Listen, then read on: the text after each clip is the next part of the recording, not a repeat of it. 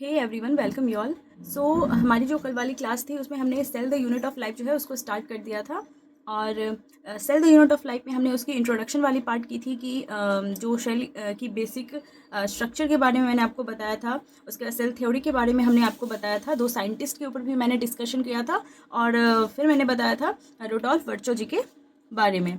और cell theory जो है उसमें 2 पॉइंट्स मैंने बताया था, वो भी अच्छे से याद रखना है। उसके बाद मैंने सेल की ओवरव्यू दी थी और बताया था कि सेल जो है उसकी सबसे बाहर वाली जो कवरिंग होती है वो सेल वॉल होती है और उसके अंदर प्लाज्मा मेम्ब्रेन होता है। और सेल के अंदर न्यूक्लियस में के पास क्रोमोजोम और क्रोमोजोम के ऊपर ही जेनेटिक मटेरियल यानी कि डीएनए प्रेजेंट होता है। उसके बाद सेल 2 तरह की होती है, प्रोकैरियोटिक, यूकैरियोटिक। इसके ऊपर भी हमने अच्छे से बात कर लिया था और सारे डिफरेंस के ऊपर। और कुछ पॉइंट जो था कुछ एक्सेप्शन वाली वो भी हमने बात कर ली थी। शेप एंड साइज जो होती है सेल की उसके ऊपर भी हमने बात किया था और सारे तरह के शेप एंड साइज के ऊपर बात हो गई थी।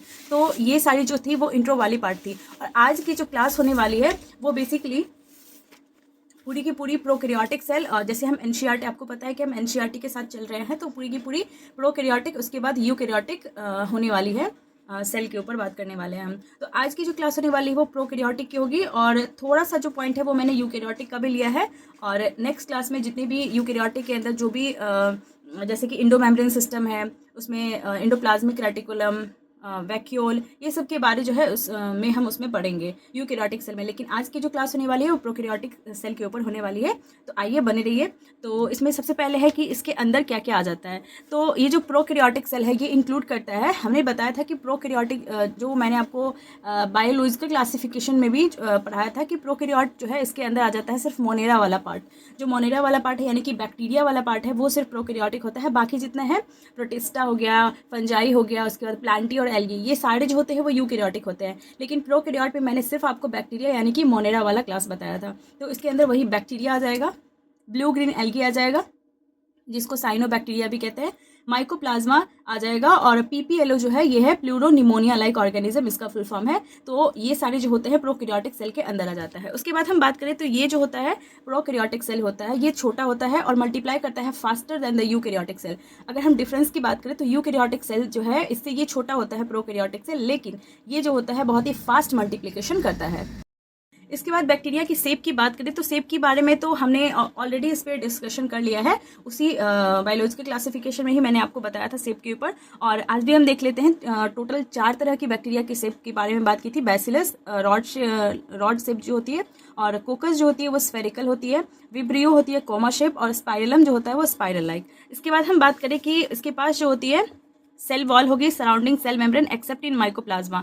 मतलब मैंने आपको बेसिक स्ट्रक्चर जो था सेल के उसमें बताया था कि एक सेल होगा और उसके बाहर जो होगा वो प्लाज्मा मेम्ब्रेन, और सबसे बाहर क्या होगा, सेल वॉल होगा। तो यही दे रखा है एक्सेप्ट इन माइकोप्लाज्मा। मैंने आपको बताया था कि माइकोप्लाज्मा जो होता है इसको जोकर ऑफ प्लांट किंगडम कहते हैं, क्योंकि इसमें सेल वॉल नहीं होता है, और सेल वॉल नहीं होता है तो कैसा भी स्ट्रक्चर कैसा भी फॉर्म कर सकता है ये। तो इसीलिए जो है माइकोप्लाज्मा एक एक्सेप्शन दे रखा है जिसमें कि सेल वॉल एब्सेंट होता है। उसके बाद क्या होगा कि सेमी फ्लूइड मैट्रिक्स, मैंने आपको बताया था कि ये प्रो और यूकैरियोटिक दोनों में ही प्रेजेंट होता है। सेमी फ्लूइड मैट्रिक्स जिसको हम साइटोप्लाज्म कहते हैं, तो ये दोनों में प्रेजेंट होता है। उसके बाद इसकी कोई वेल डिफाइंड न्यूक्लियस नहीं होती है, और इसकी जेनेटिक मटेरियल कैसी होगी, नेकेड होगी और not enveloped bye nuclear membrane. मतलब इसकी जो जेनेटिक मटेरियल होगी डीएनए, ये क्या होगी, न्यूक्लियर मेम्ब्रेन से सराउंडेड नहीं होगी, ऐसे ही बिखरा पड़ा होगा साइटोप्लाज्म के अंदर। इसके बाद हम बात करें इसमें 2 तरह की डीएनए हमें देखने को मिलती है प्रोकैरियोटिक सेल में। मतलब कुछ में क्या होता है कि जीनोमिक डीएनए तो सब में प्रेजेंट होता है, जैसे कि सिंगल क्रोमोसोमल सर्कुलर डीएनए, ये जो है प्रोकैरियोटिक डीएनए होता है और ये सब में होगा जीनोमिक डीएनए। इसके अलावा जो कुछ बैक्टीरिया होता है उसके पास स्मॉल सर्कुलर डीएनए होता है आउटसाइड द जीनोमिक डीएनए। मतलब जीनोमिक डीएनए के अलावा भी क्या होता है, कुछ बैक्टीरिया में ये स्मॉल सर्कुलर डीएनए होता है जिसको हम प्लाज्मिड बोलते हैं। और प्लाज्मिड क्या होता है, ये फिनोटिपिक कैरेक्टर देता है बैक्टीरिया को, मतलब बाहर से अलग तरह का कैरेक्टर।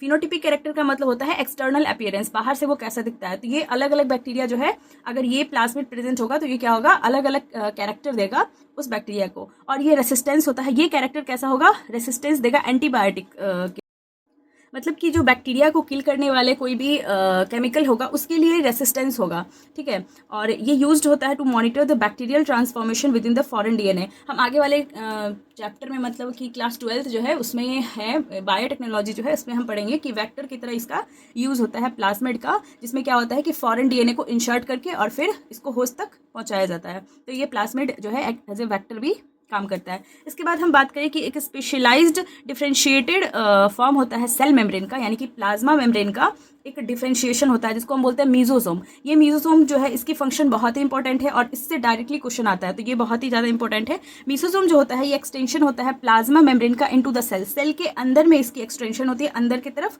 और ये क्या होता है, हेल्प करता है सेल वॉल फॉर्मेशन में, डीएनए की रेप्लिकेशन में और distribution to the daughter cell. इसके बाद ये रेस्पिरेशन में हेल्प करेगा, और ये वाला पॉइंट बहुत इंपॉर्टेंट है, मीजोसोम से डायरेक्टली रेस्पिरेशन से रिलेटेड क्वेश्चन आ जाता है। उसका सिक्रीशन प्रोसेस में और ये सरफेस एरिया जो है उसको भी बढ़ाता है प्लाज्मा मेम्ब्रेन की, और इंजाइमेटिक कांटेक्ट जो होता है उसको भी ये बढ़ाता है। तो ये जितने भी पॉइंट मैंने आपको बताया है मीजोसोम के लिए ये बहुत बहुत इंपॉर्टेंट है, इससे डायरेक्ट क्वेश्चन आता है। इसके बाद हम बेसिक स्ट्रक्चर की बात कर ले अगर प्रोकैरियोटिक सेल की, तो ये एक सेल है हमारा प्रोकैरियोटिक सेल, और इसके बाहर सबसे बाहर वाला जो स्ट्रक्चर है ये है इसका शेल वॉल, ठीक है। तो ये इसका सेल वॉल है। सेल वॉल की बात करें तो उसके बाद इसकी सेल मेम्ब्रेन आ जाता है अंदर, प्लाज्मा मेम्ब्रेन जिसको बोलते हैं हम। तो ये वाली इसकी सेल वॉल हो गई बाहर वाली, और ये इसकी प्लाज्मा मेम्ब्रेन हो गई। इसके बाद मैंने आपको बताया है मीसोसोम। मीसोसोम जो होता है वो डिफ्रेंशिएटेड होता है ट्यूब्यूल, वेसिकल और लेमेली में। ये ऐसे अंदर की तरफ ये प्लाज्मा मेम्ब्रेन है, और मैंने आपको बताया है कि प्लाज्मा मेम्ब्रेन का ही इनफोल्डिंग जो होता है अंदर की तरफ वही क्या होता है, मीसोसोम होता है। तो मीसोसोम में टोटल 3 पार्ट है, जैसे कि ट्यूब्यूल हो गया, वेसिकल हो गया और लेमेली, इन तीनों में डिफ्रेंशिएटेड होता है मीसोसोम। तो ये वाली इसकी ट्यूब्यूल, फिर वेसिकल और फिर लेमेली। नेक्स्ट हम बात करें इसमें फ्लैजेला के ऊपर, तो फ्लैजेला जो होता है ये बाहर की तरफ एक्सटेंशन होता है फ्रॉम द सेल वॉल। तो सेल वॉल से बाहर की तरफ एक्सटेंशन होता है, और इसमें टोटल 3 पार्ट आता है, बेसल बॉडी, हुक और फिलामेंट। बेसिकली क्या होता है कि फ्लैजेला जो होता है इसकी एक्सटेंशन सिर्फ सेल वॉल को यहाँ से क्रॉस कर रही है, लेकिन वो निकल रही होती है यहाँ से, ऑरिजिनेट होती है प्लाज्मा मेम्ब्रेन से, लेकिन प्लाज्मा मेम्ब्रेन जिसको हम सेल मेम्ब्रेन भी कहते हैं, लेकिन वो बाहर की तरफ कहाँ से जा रहा है, सेल वॉल से। तो ये दोनों पॉइंट अच्छे से याद रखना है। एक्सटेंशन होता है ये सेल मेम्ब्रेन का, हाँ सेल मेम्ब्रेन जो है इससे एक्सटेंडेड रहता है, लेकिन बाहर की तरफ जाता है कहाँ से, सेल वॉल से, और ये मोटिलिटी प्रोवाइड करता है। तो फ्लैजेला से ज़्यादातर ये क्वेश्चन आ जाता है मोटिलिटी के ऊपर, तो फ्लैजेला जिसमें प्रेजेंट होगा वो मोटिलिटी प्रोवाइड करेगा। इसके बाद मैंने आपको बताया था कि एक सिंगल क्रोमोसोमल सर्कुलर डीएनए होगा, ये इसका न्यूक्लियाइड वाला पार्ट जो कि इसका जीनोमिक डीएनए है। उसके अलावा ये इसकी साइटोप्लाज्म हो जाएगी बीच में, और ये वाली जो स्ट्रक्चर है वो मैंने आपको जीनोमिक डीएनए के अलावा जो बताया था प्लाज्मिड के बारे में, वो प्लाज्मिड जो है ये है वो एक्स्ट्रा क्रोमोसोमल सर्कुलर डीएनए, ये प्लाज्मिड होता है। इसके बाद ये होता है क्रोमैटोफोर। क्रोमैटोफोर जो होता है ये कंटेन करेगा पिगमेंट कंटेन करेगा, मतलब बैक्टीरिया को कलर देगा। इसके बाद इसमें कुछ इंक्लूजन बॉडी होती है। इंक्लूजन बॉडी क्या होता है, इसके अंदर फूड रिजर्व होता है, और ये मेम्ब्रेन लेस होता है, पड़ा हुआ रहता है। और इसमें टोटल 3 तरह की इंक्लूजन बॉडी है, जैसे कि ग्लाइकोजेन ग्रैनुअल्स, साइनोफिजियन ग्रैनुअल्स और फॉस्फेट ग्रैनुअल्स, और ये तीनों नाम बहुत ही इंपॉर्टेंट है। उसके बाद जो होता है गैस वैक्यूल जो होता है ये प्रेजेंट होता है ब्लू ग्रीन एल्गी और purple and green sulphur bacteria जो होता है उसके अंदर क्या प्रेजेंट होता है, ये गैस वैक्यूल। तो ये इससे PYQ आ चुका है, ये बहुत ही इंपॉर्टेंट है। इसके बाद हम बात करें कि पीली और फिम्बरी, मतलब ये जो कुछ एक्सटेंशन मैंने आपको बताया है, फ्लैजेला वगैरह तो बता दिया है, लेकिन कुछ अलग से जो है सरफेस स्ट्रक्चर होता है जिसको हम बोलते हैं पीली एंड फिम्बरी। पीली जो होता है ये ट्यूबुलर स्ट्रक्चर होता है, पीलिन प्रोटीन का बनता है, और ये हेल्प करता है कॉन्जुगेशन में। मैंने आपको बैक्टीरिया में इसकी रिप्रोडक्शन में आपको बताया था, कॉन्जुगेशन ट्यूब के हेल्प से जो है वो रिप्रोडक्शन होता है, तो वो जो है ये पीली ही हेल्प करता है। उसके बाद फिम्बरी की बात करें तो ये ब्रिशल लाइक स्ट्रक्चर होता है, और ये हेल्प करता है अटैचमेंट में, मतलब किसी सरफेस पे अटैच होना है या फिर किसी होस्ट की बॉडी पे जो है वो अटैच होना है, तो यही जो फिम्बरी होता है वही हेल्प करता है बैक्टीरिया को अटैचमेंट में।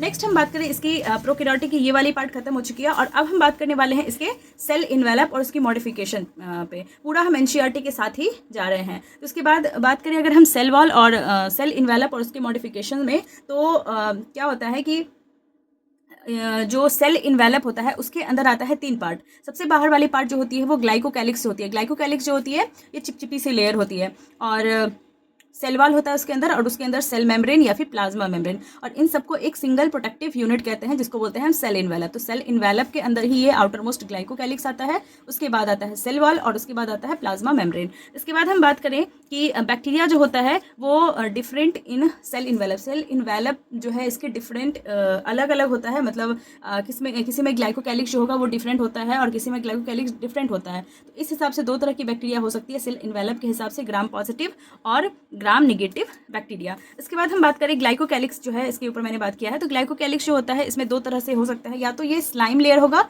या फिर कैप्सूल होगा। स्लाइम लेयर मतलब ये लूज स्थित होगा, मतलब कि ग्लाइकोकैलिक्स अगर लूजली है तो ये स्लाइम लेयर होगा, और थिक और टफ है अगर ग्लाइकोकैलिक्स तो ये आ जाएगा इसमें कैप्सूल। इसको कैप्सूल बोलते हैं मेनली। इसके बाद हम सेल वॉल की बात करें तो सेल वॉल जो होता है ये डिटरमाइन करता है शेप ऑफ द सेल। उसके बाद ये स्ट्रॉन्ग स्ट्रक्चरल सपोर्ट देता है to prevent bacteria from bursting और कोलैप्सिंग, मतलब ये बैक्टीरिया को सेप भी देगा, और बैक्टीरिया को बर्स्ट और कोलैप्स होने से ये क्या करता है, बचाता भी है। इसके बाद सेल मेम्ब्रेन या प्लाज्मा मेम्ब्रेन की बात करें तो यहाँ से ये सेलेक्टिवली परमिएबल होता है, क्योंकि जो सेल वॉल होता है ये सबसे बाहर होता है और यहाँ से कुछ भी अंदर जा सकता है, लेकिन प्लाज्मा मेम्ब्रेन होता है ये सेलेक्टिवली परमिएबल होता है, ये हर चीज़ को अपने अंदर जाने नहीं देता है। तो इसलिए कहा गया है कि ये सेलेक्टिवली परमिएबल होता है, और यही इंटरेक्ट करता है आउटसाइड वर्ल्ड से, मतलब क्या अंदर आना है और अंदर से क्या बाहर जाना है, ये यही प्लाज्मा मेम्ब्रेन डिसाइड करता है। और स्ट्रक्चर सिमिलर होता है इसका यूकैरियोट, मतलब यूकैरियोट जो होता है और प्रोकैरियोट जो है इसकी प्लाज्मा मेम्ब्रेन सेम होती है। नेक्स्ट हम बात करिए, इसमें जो है वो कुछ पॉइंट दे रखा है, इसमें डायग्राम में दे रखा है हमें एनसीईआरटी में। तो देख लेते हैं कि यूकैरियोटिक सेल जो होती है उसकी साइज है 10 से 20 माइक्रोमीटर। उसका टिपिकल बैक्टीरिया जो होती है उसकी 1 से 2 micrometre. PPLO pleuropneumonia like organism जो है इसकी होती है 0.1 माइक्रोमीटर, और जो वायरसेस था उसका होता है 0.02 से 0.2 माइक्रोमीटर तक इसका साइज़ है, और ये साइज़ बहुत ज़्यादा इंपॉर्टेंट है, अच्छे से याद रखना है।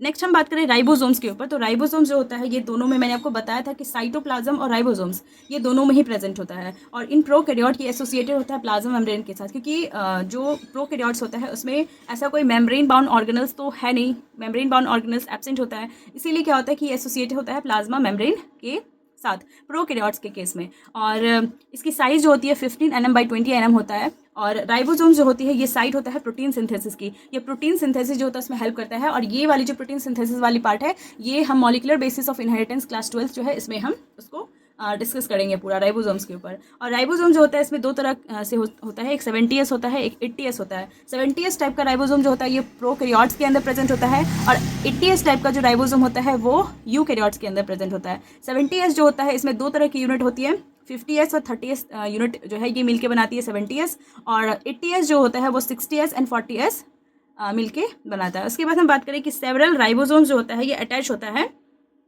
बहुत सारे राइबोसोम्स जो होते हैं वो अटैच होते हैं सिंगल mRNA पे, और ये एक चेन की फॉर्मेशन करती है। जैसे कि एक सिंबल mRNA है, ये बीच में क्या है हमारा, ये mRNA है,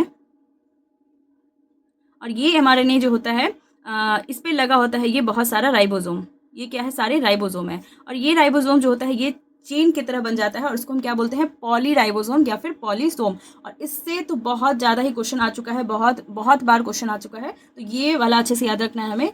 और ये राइबोसोम जो होता है पॉलीराइबोसोम का ये राइबोसोम ये ट्रांसलेट करता है mRNA को प्रोटीन में, तो इसीलिए कहा गया है कि राइबोसोम जो होता है ये क्या होता है, प्रोटीन सिंथेसिस जो होती है इसका साइट होता है, क्योंकि यही mRNA से क्या बनाता है, प्रोटीन बनवाता है। नेक्स्ट हम बात करें, ये सारी प्रोकैरियोटिक के ऊपर बात हो चुकी है, अब जो हो रही है बात वो यूकैरियोटिक के ऊपर बात हो रही है, और यूकैरियोटिक में बहुत ही कम पॉइंट मैं लाई हूँ तो उसको डिस्कस करते हैं, आने वाली क्लासेस में हम उसको भी आगे जो है उसको करेंगे। तो यूकैरियोटिक सेल जो होता है इसके अंदर मैंने आपको बताया था वही प्रोटिस्टा, फंजाई, प्लांटी और एनिमालिया, तो ये सारे यूकैरियोटिक के अंदर आ जाएगा, और इसके अंदर ऑर्गेनाइज्ड न्यूक्लियस होती है, और उसके बाहर जो है न्यूक्लियर इन्वेलप भी प्रेजेंट होता है। इसके पास कॉम्प्लेक्स लोकोमोटरी और साइटोस्केलेटन स्ट्रक्चर होगा। इसकी जेनेटिक मटेरियल ऑर्गेनाइज्ड होगी इनटू क्रोमोसोम्स।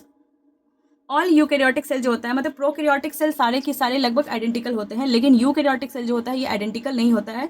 और यूकैरियोटिक सेल में मेनली जो दो डायग्राम दे रखा है हमें, प्लांट सेल और एनिमल सेल के बारे में, और इसमें मैंने उसके डिफरेंस को लिखा है, और आने वाली क्लास में मैं उसकी डायग्राम भी लेके आऊँगी। तो अभी हम देख लेते हैं प्लांट सेल और एनिमल सेल के डिफरेंसेस। तो प्लांट सेल जो होगा ये लॉन्गर होगा, बड़ा होगा, और ये जो होगा ये एनिमल सेल ये छोटा होगा प्लांट सेल से। इसमें सेल वॉल प्रेजेंट होगी और इसमें एब्सेंट होगी। इसके बाद बात करें तो इसमें क्लोरोप्लास्ट प्रेजेंट होगा और इसमें एब्सेंट होगा, प्लास्टिड इसमें प्रेजेंट होगा और एनिमल सेल के अंदर एब्सेंट होगा, लार्ज वैक्यूल यहाँ पे प्रेजेंट होगा प्लांट सेल के अंदर, और जो एनिमल सेल होता है इसमें स्मॉल वैक्यूल प्रेजेंट होगा, अगर हुआ तो स्मॉल होगा या तो फिर एब्सेंट ही रहता है एनिमल सेल के अंदर वैक्यूल। और उसके बाद सेंट्रोसोम जो होता है ये यहाँ पे एब्सेंट होता है प्लांट सेल के अंदर, और एनिमल सेल जो होता है इसके अंदर प्रेजेंट होता है ये सेंट्रोजोम। तो यहाँ तक हमने पूरा हमने प्रोकैरियोटिक जो है प्रोकैरियोटिक जो है उसको कवर कर लिया है, और यूकैरियोटिक जो है उसकी इंट्रोडक्शन वाली पार्ट भी मैंने आपको करवा दिया है। और आने वाली क्लासेस जो होगी उसमें मैं आपको आगे की जितनी इसकी इंडो मेम्ब्रेन सिस्टम में ERGC, लाइसोसोम और वैक्यूल जो है इन सब के ऊपर मैं डिस्कशन करने वाली हूँ। तो आई होप कि आपको लेक्चर सब समझ में आ रहा है, और if you are watching the videos then do like, subscribe, share and comment. And आप मेरे टेलीग्राम चैनल जो है उस पर जुड़ सकते हैं t.me/NEET शास्त्र, इस पर आप जुड़ जाइए, और ये सारे आपके जो भी हैंड रिटन नोट्स मैं लाती हूँ इसकी PDF आपको वहीं पे मिल जाएंगे। तो तब तक के लिए stay tuned, stay healthy, thank you.